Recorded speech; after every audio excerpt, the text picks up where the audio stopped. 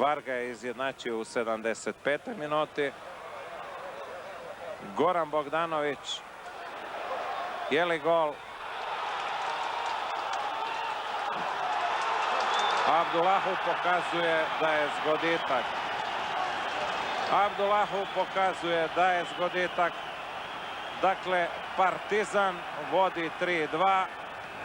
Lopta prema Župiću. Župić ulazi u 16 teret Partizana i da vidimo. Sada šansa za Pantića.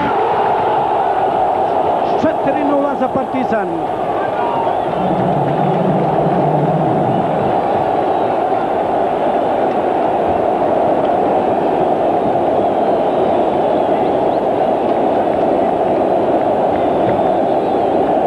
Pogledajmo još jedan put mladi napadač Partizana kao da je pravi džoker u ekipu crno-belih.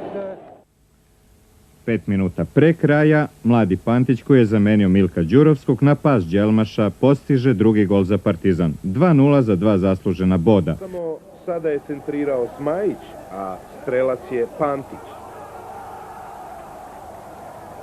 U 37. minutu... U 73. minutu, posle greške odbrane Sutjeske, Pantić je Partizanu obezbedio pobedu ubedljiviju od minimalne 2-0, dovoljno za radost u duelu sa ovog puta možda isuviše opreznim, ali i inače solidnim rivalom iz Nikšića.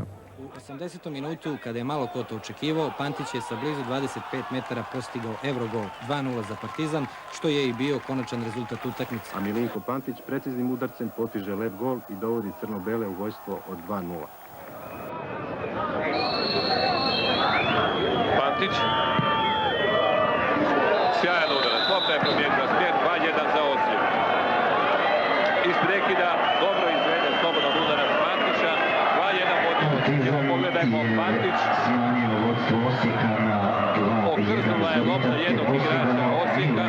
Žitak je krenuo na drugu stranu i potpuno jasno u tom raskoraku nije ni mogao dati na loptu koja je promijenila smjer.